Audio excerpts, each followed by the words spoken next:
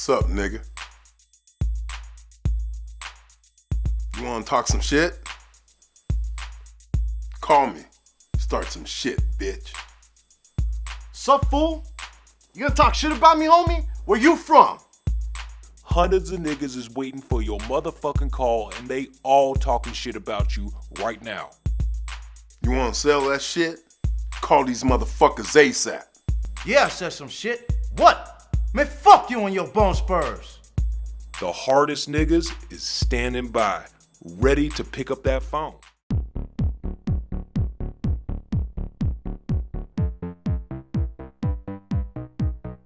Hey y'all, yeah, we're back, bitches, and we got production value too. Sock around angle. Alright, so episode 4, 10 pages, right? Maybe.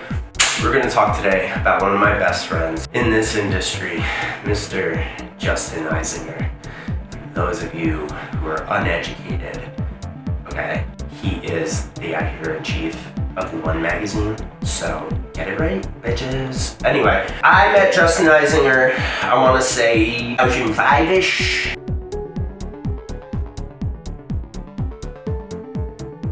He was working for Daily Bread at the time. They had a booth, met him at the Bitter Cold. I think it was the last one. Boardman? Did the same shit last year. Daily 360 Sweat. I think I visited them all, possibly. Was it the one where Aragon did 540 podcast? Who gives a fuck? Anyway, so I met Justin then. Issue He number was very 31, friendly. available on over 300 newsstands in North America, 22 countries worldwide. If you haven't found it, check out BelieveIn1.com. Get yours now. There's no excuse. No excuse. Trade show was sick. Remember, they brought us into like one of the big parks and they sat us down. I can't remember if he was there or not, but they pretty much were like, this is One magazine and Daily Bread is no longer in existence. Number 2, that at the time I subscribed to Daily Bread and the issues were getting smaller and smaller. It wasn't like completely shocking. During that time too, Mind Game went under, Senate was dying off, Rollerblade just fired their whole team. Skating was going through a fucked up time. It's like, shit, X Games money is no longer here and a lot of things are dying off. But we have this new magazine, One magazine. I was primarily a Daily Bread reader. I had a few issues of BMag, but I wasn't like a huge fan of it because I often felt like the design and layout of BMag was like too chaotic, cumbersome, and like kind of like annoying. Like sometimes you gotta like turn the fucking magazine to read it. I mean, European shit, I guess. It's the Deutsch, yeah. You know, One magazine started off.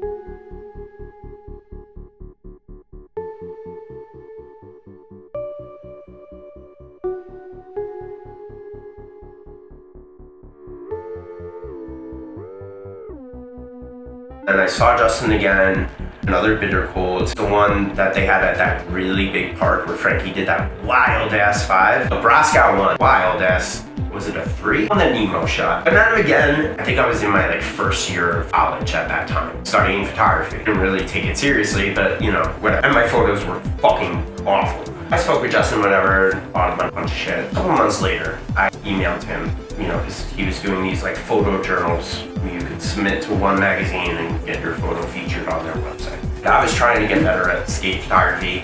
I was a really big fan of Shooty. I was also a big fan of like Drew Amato, Brandon Smith. Started submitting work to him. He like rejected me.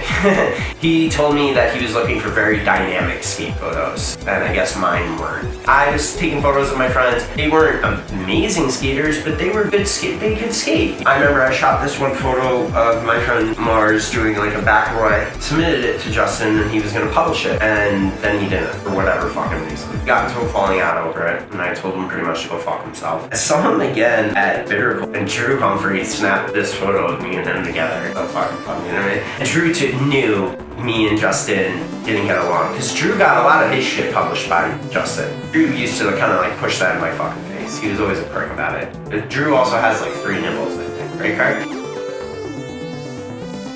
Yeah, the John Haynes story. Yo, so I'm waiting outside my hotel and John Haynes pulls up. John was another photographer that I really, admired. And John would do wild shit. He brought in Profoto strobes and strapped them into the fucking ceiling like you do in a fucking arena. That's how he shot Tom. John was in his car and he's like, hey Ryan. I'm like, hey John, how's it going? Like we kind of knew each other-ish. Like, you flying out? And I'm like, yeah dude, gotta go back to New York. Like, yo, let me give you a ride to the airport. In the car, he gets into the car. Fucking Justin Eisinger.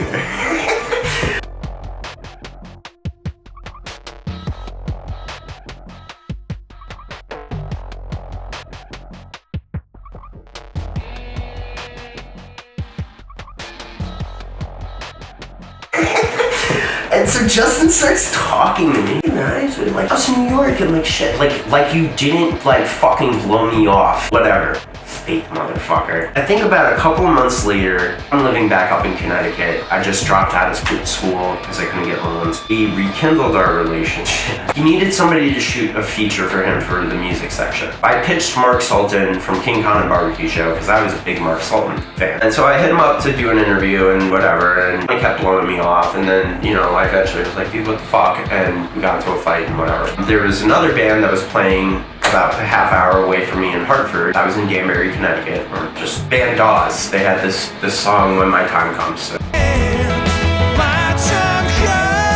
I was like, hey, my name's Ryan, I'm shooting for One Magazine and we need a music feature, would you guys be interested? He's like, yeah, sure. Can you just send me some more details? Like, when's the issue gonna come out? Like, what are your circulation numbers? Like, how many people are actually gonna see this? Fair questions to ask from a publicist. So I go to Justin, I'm like, yo, he wants a release date and he wants your fucking media kit. Can you give me that? He doesn't respond to me right away, it takes him a little bit. And any word on this? And he finally gets back to me and he's like, I don't have a media kit and I don't really know when we're gonna release this issue.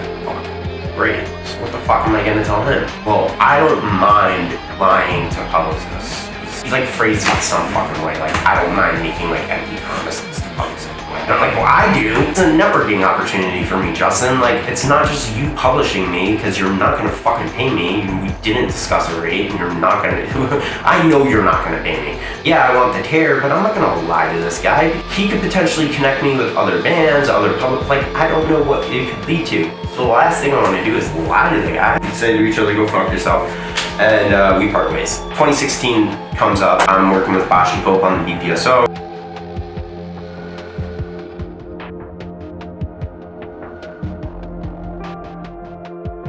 Shout to Justin. I'm like, yo, we're doing this comp. It's gonna be Bashi, Murda, and Fish. Start judging it. $1,000, first prize, no entry fee. In New York. Do you want to sponsor it? Because I remember you said you were gonna fuck me up. And I go, Jesus motherfucking Christ. Are you serious, dude? Why? This has nothing to do with me and you. This is about the competition, you fucking idiot. I'm gonna go fuck off. Whatever. It's funny to me how he behaves, not shocking, alright? Justin works, I'm pretty sure, as a writer in some sort of capacity. That he's gotten published for My Little Pony fan fiction, I think it is, right? Something like that? I don't fucking know or care. The last time I saw Justin was in 2019.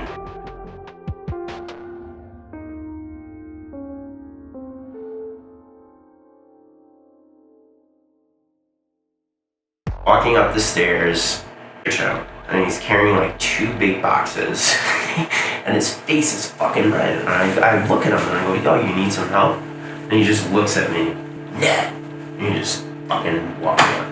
Fucking good. And, for me, I'm not the only one that's had a bad interaction with this motherfucker. He's had bad interactions with Billy Fish. He's had bad interactions with E-Rod. Quite a few other people that he's fucked over. Smear campaign against Angie Walton, to me, is one of the most fucked up things he's ever done. He told his side, and she didn't really get to tell hers. I know she was on Jump Street. I don't feel that she got her justice still. I feel like people don't recognize the impact that woman has had on this industry. She asked me to change the font for Daily Toast. I pulled down every fucking piece of content that had that branding because I wanted to show her I respected her, and I'm grateful for the fact that she allowed me to use the name Daily Toast. She could have told me to fuck off, but she knows that I'm no bullshit motherfucker like Justin, okay? 10 pages, bitch. That is my story. with Justin Eisinger, who still produces and publishes content today, albeit ebbs and flows and bits and fucking pieces. He kind of follows the same format that he's always followed with interviews that it just puts me the fuck to sleep. And did you start skating? And who's your favorite skater? It's just not interesting journalism anymore. He also seemed to like really be big on this like whole victimizing of rollerblading, like we're the fucking pariah of extreme sports and everybody fucking hates and shits on us, but fuck them. And it's like, dude, who fucking cares? Nobody gives a shit. Just enjoy this shit. Just bleed. Like, dude, shut the fuck up. Practice what you preach, homie. Like, what the fuck? If we're gonna do like celebrity deathmatch shit, me and Justin, yeah. Blading cup, let's do it, done. Like a boxing match or some shit. I'm not gonna hurt him. Or, yo, let's have a skate contest. Me versus him. Who can do a topsoul? Because I can't really topsoul, but I doubt he can. I've done it once. So, yo, skate, me and Justin, Blade Cup. Let's go, baby. I will say this, too. I do intend on interviewing Angie. We've talked about it a few times, and I do intend to go out to San Diego and kind of just do a whole documentary on her. I feel that she really fucking deserves to get more recognition, more praise, and get her side of the story out there. Because I guarantee you, the story that Justin is telling is not the truth. And bitch, there can't only be one. Yeah!